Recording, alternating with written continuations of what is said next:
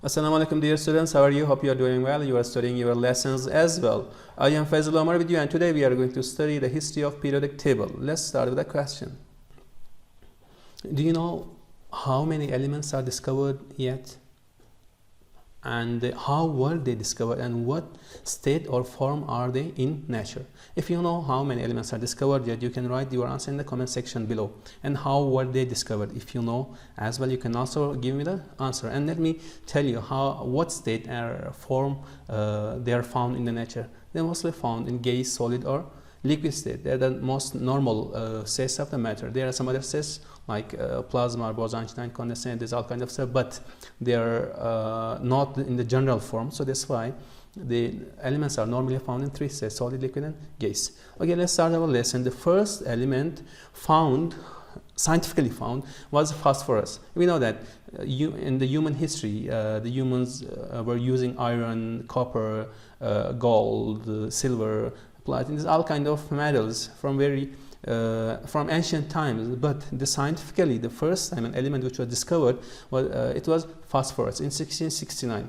There was an alchemist, his name was Henrik Brandt. He discovered the phosphorus. How did he discover? He heated the urine. He heated thousands or hundreds of liters of urine, and at last he found something which was glowing in the dark. He called it phosphorus. So the first element discovered was the phosphorus scientifically.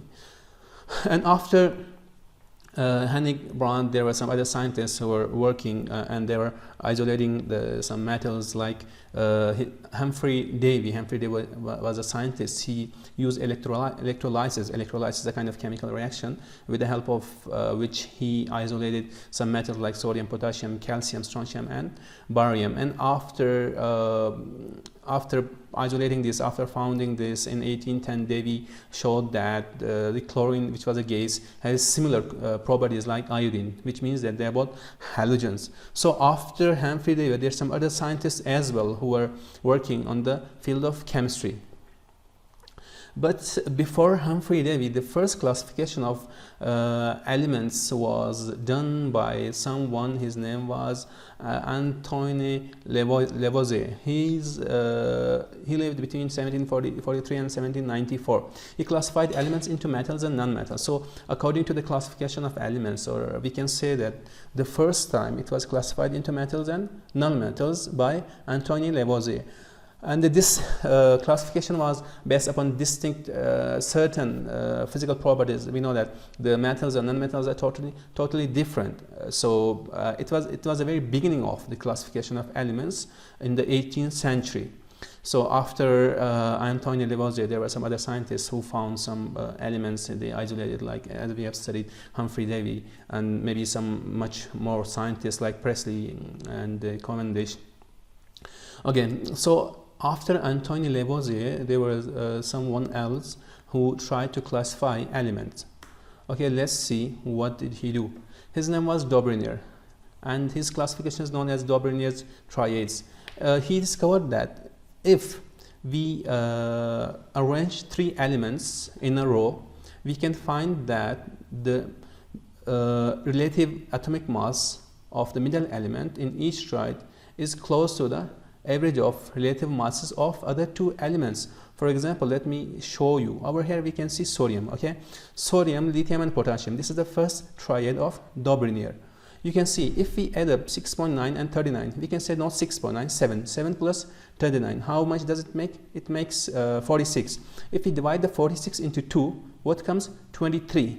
You can see why Dobrinier brought something like this. He said that if we add up the atomic masses of two elements, we can and then divided by 2, we can find another element.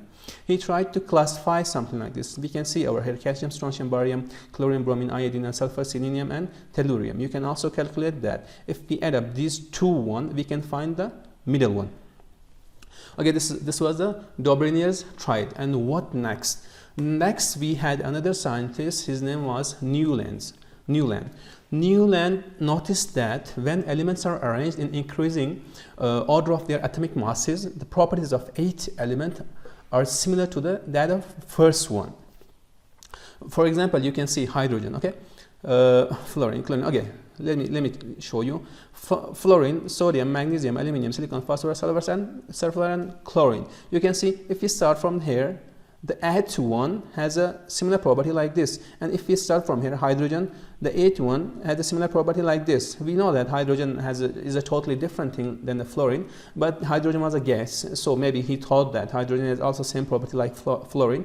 But if we start from here, the fluorine, and when we come to the eighth one, chlorine, they have same property. For example, if we start from lithium first, second, third, fourth, fifth, sixth, seventh, and eighth, sodium. Okay, lithium and sodium, they both have similar kind of physical properties. So he said that if we arrange elements in increasing order of their atomic masses, the property of the eighth one will be similar to the first one. This was a new length octave. Why he called it octave? He likened this behavior to a musical scale, and octaves is something in the music, because I don't know much about the music, but octa means 8. So the music must have some 8 kind of something. So that's why he called it octave. So okay, what next? After new lengths, there came the real hero of chemistry. His name was Dmitry Mendeleev. Okay, why Lothar Meyer and Dmitry Mendeleev? Actually, Lothar Meyer and Dmitry Mendeleev, they were working on same kind of thing, and their point of view was same. But Mendeleev was able to present his periodic table. He arranged first and he presented it first. That's why the periodic table was going to the name of Dmitry Mendeleev. Both of them made a connection between atomic masses and properties of element. Both of them were arranging their periodic table according to the atomic masses. Okay, let's see what is the periodic table of Mendeleev. Okay, we can say that the periodic table of Mendeleev was devised or arranged in 1869 by Russian chemist Dmitry Ivanovich Mendeleev. He organized the elements known at the time in order of their atomic masses, not atomic number. Okay, remember this. He arranged according to the atomic mass, arranging elements with similar properties into vertical columns. He said that the elements which have same property, we can arrange them in a vertical column that we call group. I will tell you later. He left gaps between the pattern, broke down, arguing that these spaces would eventually be filled by as yet undiscovered element. He left some spaces, some places for the undiscovered element. He predicted that if we find this element in the future, it will have this kind of property, and his prediction was true. That's why Mendeleev's periodic table was very complete one. For example, he left a space below silicon. He made a prediction that how the new element would behave when it was discovered.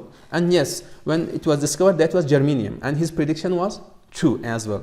Let's have a look to the Mendeleev's first periodic table. This is the Mendeleev's periodic table. There were some faults as well, like for example, let me give you an example. Over here you can see that cobalt has 58.9 atomic mass, and nickel has 58.6. If he had to arrange this according to the atomic mass, then nickel should come first and cobalt should come next. But why? There was something that it's not only the atomic mass. There was something else that cobalt. If you bring cobalt first in the table, it will have a similar property with its column or its group. And if you bring nickel next, same thing. And the next one is tellurium, 127.6. Okay, you can see over here with a higher atomic mass than iodine, 126.9. Iodine 126.9. Which one has higher atomic mass? Tellurium 127.6 and iodine 126.9. But when it was converted to the atomic number by Henry Moseley that we are going to study, in this case iodine has smaller atomic number than the tellurium. That's why tellurium had a smaller atomic number than the iodine. That's why tellurium had to come first.